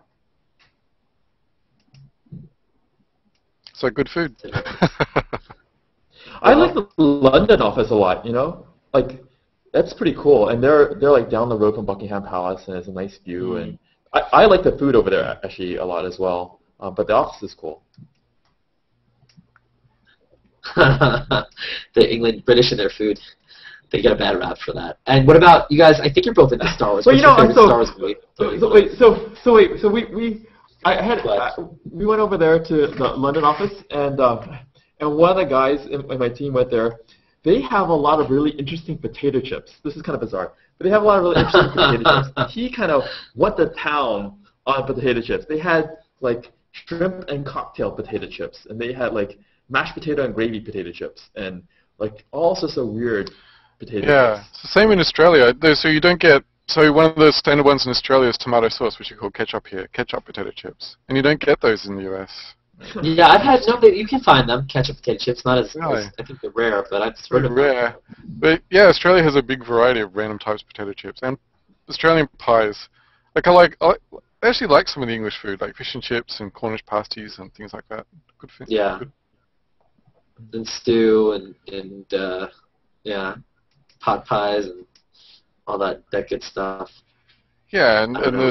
and the breakfast they have with the standard breakfast, the bacon and eggs, it's quite nice. Yeah. Yeah, I know they always talk about eating like a European, right? Like that they do the opposite of America, where they have the big breakfast and the small dinner, which is pretty interesting. That America's known for our ridiculous portion sizes, and they have small ones. So. Yeah, that is really weird going back to Australia after being here for a while. It's kind of strange going to a restaurant. Where's the rest of the food? Yeah. That's kind of weird. What about so? Are you guys? Do you like Star Wars or Star Trek? Do you have a favorite? For which? I mean, well, whichever one you're more into. I would say Star Wars because you said they call you Chee, they call you Chota. So I think you're into Star Wars a little bit. Yeah, I love Star Wars. Yeah, it's pretty amazing. I really like Back, Firefly probably, too. Firefly is a great series. Firefly. Sci-fi. So sci-fi, big thing for both of you, pretty much, or here and there when you have time. Yeah. Wait, so David, so Firefly, that was a TV series, right? Yeah, but Joss Whedon No, one that was the movie. The sort of westerns in space. And that was like there was a movie made out of it, like Serenity. Serenity, yeah. I just saw Serenity. I've never seen Firefly, but I saw Serenity, and it's actually really pretty good. And Firefly is a go brilliant back. series. I think You should go back and watch the TV show. Great. I recommend watching it. Cool. So David, we didn't talk hobbies at all. David, you do some woodworking, and like you did I don't know if you know this, but David at like 2 in the morning, my time or whatever, he was all dressed up in his suit and had his like goggles on, he had his chainsaw, whatever he had. He was like. It was on the lathe, right? Yeah. Yeah, and it couldn't even talk. We were just like, it didn't even look like him because he was just like you see the long hair popping out of the mask. It was like a horror movie, but it was pretty funny. Well, lathes are actually kind of dangerous. You got to be careful. It'll chuck wood off at you pretty fast. Have you made stuff for the office? Have you given like gifts that way, or I know you've made like frogs and tables and. I have given gifts to certain people, but not generally speaking to the office. Yeah. And I know that you do martial arts, right? Of some form. As I got the red error message. No. There we go. Yeah, I do karate. Actually, I teach a karate class at Google, so we have a small little Google karate club. But I've been training karate for a while. Has David ever taken your class? No. No. You've never taken my class, but there are some people in our team who have. Chris Galabrini used to do that, and David Wu was doing that, and Rohit in the mobile team is that. So, cool. And you don't think that they take the class just so they can take a shot at you, do you? Yeah. Well, actually, like Chris Galabrini went there, and then like I was teaching how to punch, and I was like, okay, punch me, and he like came back one time, he's like. I gotta punch Chee, and like so I don't know, it became this thing. You're like, no more Hangout team allowed in the class. That was the end of that. Well, before someone learns how to punch, I'm fine with them like punching me in the stomach. Because if you don't know how to punch, it's very hard to punch hard. Right, and of course I'm guessing they don't want to punch you hard, just basically since you are their boss. That might be. Odd. I think it seems like for some reason they get over that pretty quickly and go for it. I don't know why. I have no idea why. So this is the last part, then I swear, and then we'll go into the next thing. So what's your favorite part of G+ besides Hangouts? Since it's too easy to say Hangouts. What's the favorite part? It's like difficult. You're like, because you. I like a lot of what they do with photos in the stream. I think that's pretty groovy. Like the way the light boxes work and the photo sorting out. It's really nice. Yeah, I use photos a lot because I like photography. That's pretty cool. And the way that they share it, like I use photo stuff a lot in Google+. I also like what's hot. I like going through what's hot every hour and finding cool, amazing stuff. Like the video puzzle. Like Guy Kowalski shared the video puzzle. Yeah, I saw amazing. that. Yeah, that's pretty stunning. That. Yeah. It is. Yeah, it was pretty cool. I was gonna say the photos now on the new app is kind of cool. You can slide through the photos on the iPhone in the stream, which is kind of cool. Yeah. And I know Chee, you've been in a couple of Chair Radcliffe's photo on air shows. Yeah. Over the course of Billy Wilson has a show going. Although Billy Wilson, a photographer, not about photography. It's about, I guess it's kind of like a variety thing. I've been on that show, so I don't know. A lot of different interesting. You learn a ton just listening to those guys. It's amazing. Yeah, and all the photo walks that are going on are pretty amazing too. Just to be hurling and photo walking at the same time. It's hard to do both, but it's a lot of fun. We walked across the Brooklyn Bridge, which was a lot of fun, and we went to the World Trade Center, which was bittersweet, but we need to get a we partied later on. We need to get a Hangout enabled camera and then do a photo walk. That would be kind of cool. Oh, that would be great if you can put. Yeah, that would. So the camera would be in a Hangout and take pictures that were sent to the Hangout, or just I mean, if there was a product specifically built to show video that wouldn't be laggy mobile. I think that's the big thing. I think being able to show mobile video in a Hangout that was like crisp and clear. I mean, it's really just, is that more of the internet, more of the Wi-Fi and the mobile aspect of it. But yeah, it would be really cool to do something like that. Although there is you could take stills with capture the moment or print screen or whatever. What do you guys what do you think of the idea that people do take Hangout stills and stuff? Do you think do you have any opinion on it, or? I mean, people will do it. People will do what people do, right? And taking pictures and saving the moment is a natural human thing. So, I know. Right. I mean, overall, I think that's people valuing the conversation. They wouldn't want the stills if it wasn't interesting and valuable. Right. Even if it's of each other. Like if someone takes a bunch of you, Chee, or a bunch of David, here, let me take one of David right now. I gotta savor the moment. Of course, when I do capture the moment, it does slow my entire Hangout down. So, just saying. Now I have a picture of David staring at me with the blue circle, trying to figure out if it's not. The worst is just when you take a picture of someone like in mid talk, and then you have like that's just the worst. I know. Well, sometimes it can be funny though, but some people get sensitive. But now with adding text, you can like make a meme out of a Hangout still. Like you can make different words and and the fact that your last name is Chu, people have had some fun with that over the. Well, it's not me, but other people had some fun with that. What about a feature you guys? Is there a feature that you'd like to see integrated that you don't know that's even on the table that you could talk about, or something that or that's probably a bad question to ask. Yeah, I don't think we can. All right, next I don't think we can talk about next that. one. What's the first thing? What's the first thing that comes to mind when you think of Hangouts? Is there a word or something that pops into your head when you think of Hangouts now? Or? I think about the people. I mean, it's really about like the social interactions. Yeah. We have to have a 3-word description.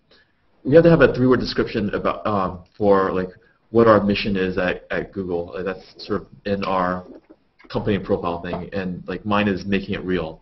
So I think about that for Hangouts. When I think about Hangouts, it's about making it real. I've forgotten what mine is. We're keeping it real. You forgot what yours is? You forgot your missions? Yours. I've forgotten my mission. Uh-oh. You just lost points. -1. Uh-oh. Bringing people together, I'm sure, was a generic one. I think it was Brian's. What is Brian's? Brian Marsh? Yeah. Yeah, something like bringing people together or something like that. Oh, all right. So everyone has that. What are there any artists or people that you've fallen in love with on Google Plus as far as like their posting or their personality, or is there anybody that maybe it's not a fair question for you guys to ask you that, but if there is somebody that you think you love their posting or their art or their music or anything, or that's a dangerous question. All right, you don't have to answer that because that's dangerous. All right, this is what I ask all my guests. So I don't want to leave you out. favoritism is I not love good. photography though, so I'm really drawn to all the photographers. Like that's my favorite. Photographer's trade. I like woodworking. There's a There's not lot enough busy. people posting woodworking stuff. Need to be Well, more so there you go, woodworkers on David. Google+. Tell us one person that you know of. Is there one person that you know that does woodworking? No one's gonna get mad that you say their name.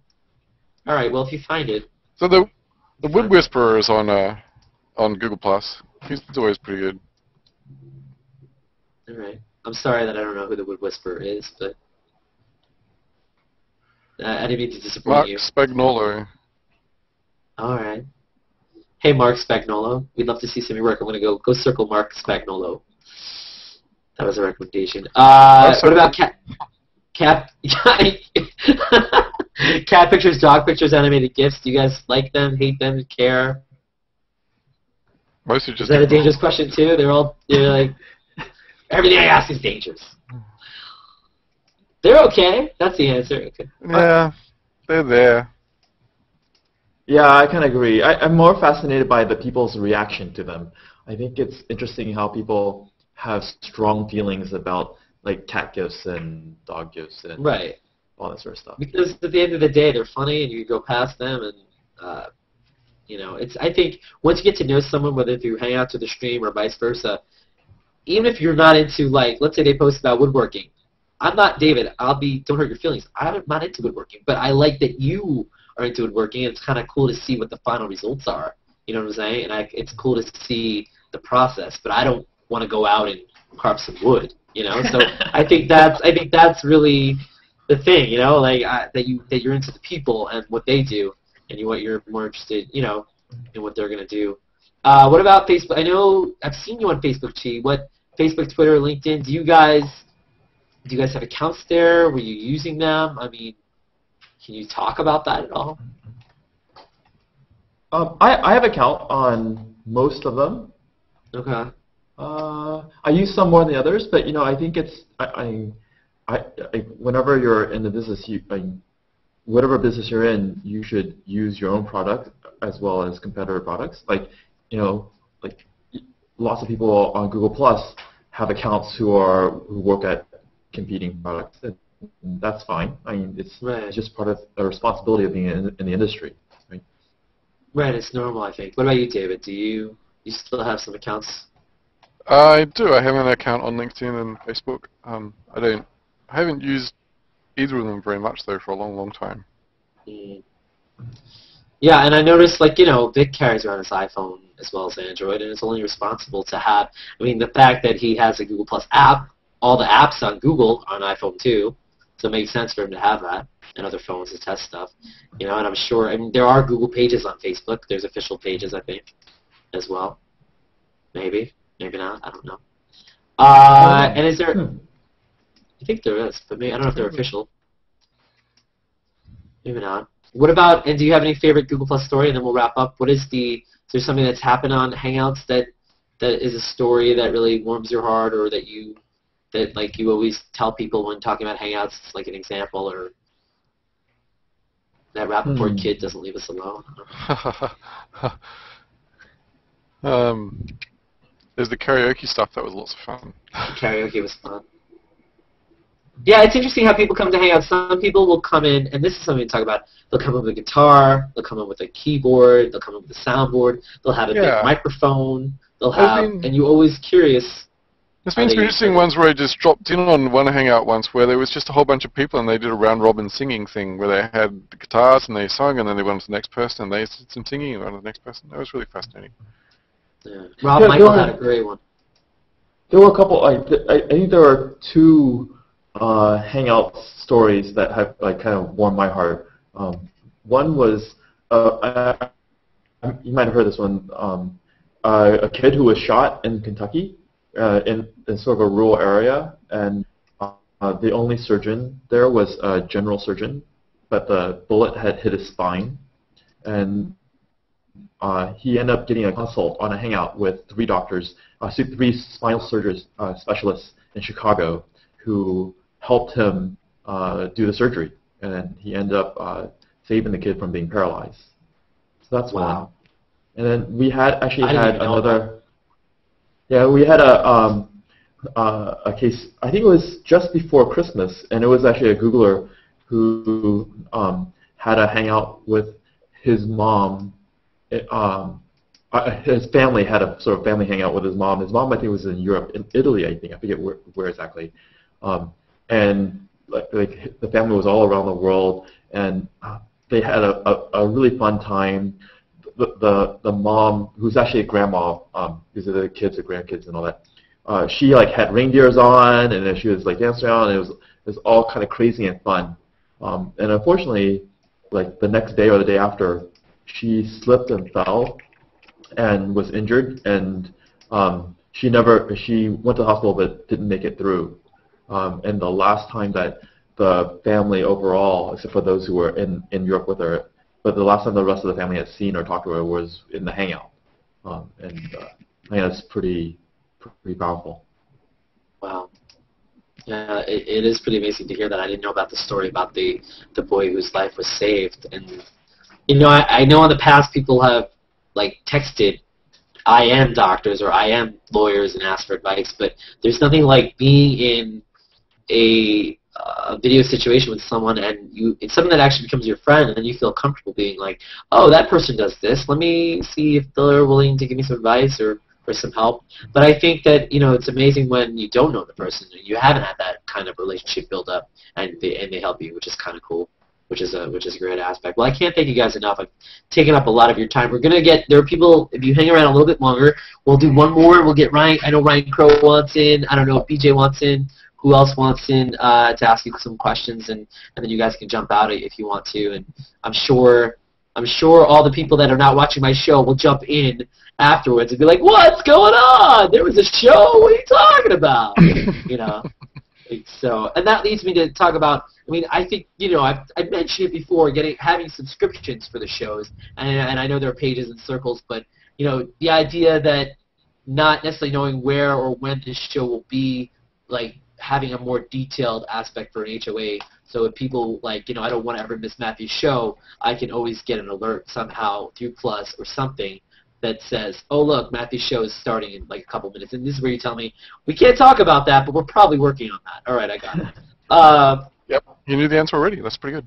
Yeah, I mean, I've been almost the whole year we've been together. I know I haven't been like sitting in your office, but I mean, if we don't know each other's tendencies by now, I mean, I think you get used to it. It's one of those things where it's like if you're not picking up on things, you don't get used to it. You're not really paying attention. So.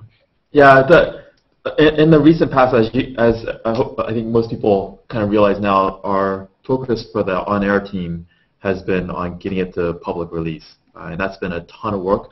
And the team size is actually pretty small, single-digit number of engineers who work on Hangouts on Air.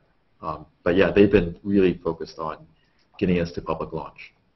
Yeah, and it's been great, and I just looked today before the Hangout, and just to see all these different new people and new shows and new things that popped up, science and news, and and even it's really cool to see all the newscasters. Sarah Hill jumped on, and there was this guy, Eric, I heard his last name, who did weather, and Angie Bailey, and then there was the Fox 5 Hangouts where they have all the she interviews celebrities. Kevin Smith was on, and Mike Tyson, and so it's interesting to see how the news jumped right on it, and I think that the way news is delivered is changing with the internet. So Hangouts is definitely going to be a source possibly for news, in the future. And I think that'll be kind of cool. And then it'll be unfiltered probably for the most part, some of it, which would give a new take, a new spin on news. All right, cool. Thank you guys. Go get yourself a drink, get a stretch break, and if you have to use the little boys' room or the big boys' room or girls' room. Next week we're going to hopefully be live cooking with Lee Allison. I'm going to hopefully travel to his house in Queens, and he'll be cooking, and I'll be standing over him watching him cook, which is what I'm hoping to do next week. And so go get public Hangouts share it, and try it, and then share it in that order. Do 5 minutes, 10 minutes, or 3 hours of talking if you can, and I'll watch. Send me a link. I'll watch your Hangouts on air. Send me an invite. I'll join. Should be fun. Have a good night, everybody. Thank you, Chee. Good night, Thank guys. you, David. Thanks. Good night. Good show.